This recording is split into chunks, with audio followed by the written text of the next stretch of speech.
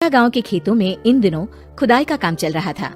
असल में इसी गांव से होकर एक अच्छी सड़क गुजरनी थी, इसलिए यहाँ खुदाई शुरू की गई थी। अचानक एक दिन खुदाई करने वाली मशीन से कुछ टकराता है। बाद में जब खोजबीन की जाती है तो वहाँ से 2 कंकाल मिलते हैं।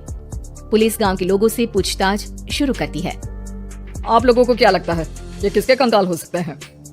अरे साहब, हमें क्या पता ये किसके कंकाल है, आप ही लोग पता लगाइए, हम लोग तो बहुत ज्यादा डरे हुए हैं। हाँ, हमारी फॉरेंसिक टीम अभी आ रही है। ये बताओ कि इस गांव के रहने वाला कोई जोड़ा गायब तो नहीं ना? क्योंकि शुरुआती जांच में तो ये बात सामने आ रही है कि एक कंकाल किसी पुरुष का है तो एक किसी महिला का। साहब, हमें तो बहुत डर लग रहा है। ऐसे कंकाल मिलने का मतलब गांव के आसपास ही किसी की हत्या हुई है या फिर किसी को जलाकर मार डाला गया है। हाँ साहब, हम अपने परिवार को लेकर बहुत ही ज्यादा परेशान हैं। देखिए, आप लोगों की परेशानी हम समझ सकते हैं, लेकिन आप लोगों को पुलिस का सहयोग करना होगा, क्योंकि आपके सहयोग के बगैर हम ये पता नहीं लगा सकते हैं कि आखिर ये किसके कंकाल है और इनकी हत्या किसने की। ठीक है साहब, गांव के लोग आपका पूरा सहयोग करेंगे। हाँ साहब, पूरा सहयोग करेंगे। तो फिर ठीक है, हम अपनी जांच शुरू कर देते हैं। कुछ दिन बाद जांच रिपोर्ट आ जाती है। पता चलता है कि ये कंकाल करीब 20 साल पुराने हैं, यानी 20 साल पहले किसी जोड़े की हत्या कर शव को यहाँ पर दबा दिया गया था। इंस्पेक्टर राघव, ये बताओ कि 20 साल पहले की मर्डर मिस्ट्री क्या आप सुलझ सकती है? हाँ सर, क्यों नहीं, लेकिन अब सबूत और गवाह काफी मिट गए होंगे।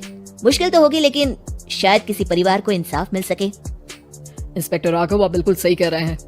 किसी परिवार को तो इंसाफ मिलेगा ही और किसी को उसके किए की सजा भी मिलेगी। जी सर, मैंने तो जांच शुरू भी कर दी है। 20 साल पहले इस गांव के 2 जोड़े अचानक कहीं गायब हो गए थे। मैंने दोनों ही परिवारों के बाकी के सदस्यों से बातचीत शुरू की तो उन्होंने बताया कि उनके बच्चे शहर गए थे, लेकिन आज तक वापस नहीं लौटे हैं। लेकिन ये दोनों शव किस परिवार के सदस्यों के हैं, ये कैसे पता चल सकेगा? सर, मैंने डीएनए टेस्ट करवा लिया है, आज शाम तक इसकी रिपोर्ट भी आ जाएगी। अच्छा, ठीक है। उसी शाम को सर, डीएनए रिपोर्ट के मुताबिक ये दोनों ही लाशें चौरा गांव के रहने वाले प्रधान सुल्तान सिंह के बेटे और बहू की है। लेकिन इनकी हत्याएं किसने की है, ये कैसे पता लगेगा? इसी का तो पता लगाने की कोशिश में जुटा हूँ सर। आज सुल्तान सिंह से मिलने भी जा रहा हूँ।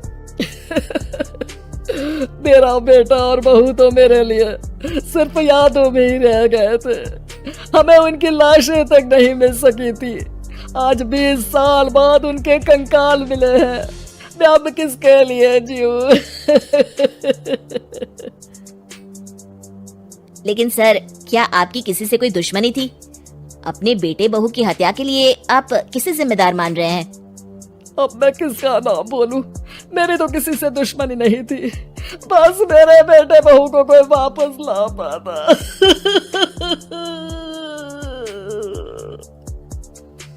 इसके बाद सुल्तान सिंह फूट फूट कर रोना शुरू कर देते हैं। सर, अब आप इनका अंतिम संस्कार करवा सकते हैं। कम से कम इनका शरीर ना सही, इनका कंकाल तो आपको मिला है।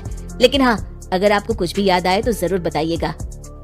मेरी तो बेटा अब उम्र हो गई है, लेकिन मेरे बेटे और बहू के हत्यारों का जरूर पता लगाइएगा, क्योंकि जब तक हत्यारे पकड़े नहीं जाएंगे मेरा मन नहीं मानेगा।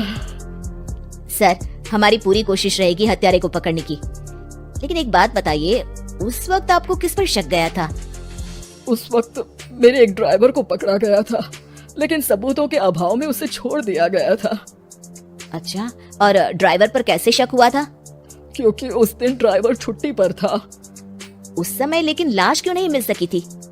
उस वक्त पुलिस ने बहुत कोशिश की थी, लेकिन दोनों की डेड बॉडी नहीं मिल सकी थी। ठीक है, हमारी तफ्तीश चल रही है, मैं फिर आऊंगा। इसके बाद इंस्पेक्टर वहाँ से चला जाता है और सुल्तान सिंह अपने बेटे और बहू की याद में खो जाते हैं।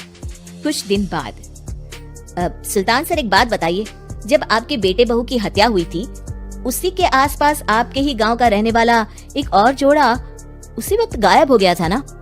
हाँ सर, अलका और अभिषेक, वो भी मेरे बच्चों जैसे ही थे। तो फिर वो कहाँ है? उनका भी आज तक पता नहीं चल सका, लेकिन बताते हैं कि कुछ साल पहले अभिषेक को गांव के ही किसी आदमी ने मुंबई में देखा था, लेकिन फिर वो गायब हो गया। यानी अभिषेक और अलका की हत्या नहीं हुई थी, बल्कि उन्होंने किसी वजह से खुद ही गांव छोड़ दिया था। हाँ हाँ, हो सकता है, क्योंकि अभिषेक मेरे बेटे संतोष का अच्छा दोस्त था और उसका मेरे घर भी आना जाना लगा रहता था। हो सकता है कि उसने मेरे बेटे और बहू के बारे में सुन लिया हो और ये गांव छोड़ दिया हो सकता है। उनके परिवार का कोई अब नहीं रहता क्या इस गांव में? अब तो कोई नहीं रहता। एक चाचा थे, लेकिन उन्होंने भी अपना पुश्तैनी मकान बेच दिया है। वो भी अब कहीं शहर में ही बस गए हैं। ओह, अभिषेक और अलका के बारे में भी पता लगाना होगा। हो सकता है कि वही इस हत्या के बारे में कुछ बता सके। हो तो सकता है, लेकिन वो बेचारे तो खुद ही वक्त के मारे थे, वो क्या बताएंगे। फिर भी सर, जब केस दोबारा खुला है तो जांच तो करनी ही पड़ेगी, और इस बार तो लाशें भी बरामद हुई है। कुछ दिन तक लगातार तफ्तीश चलती रही।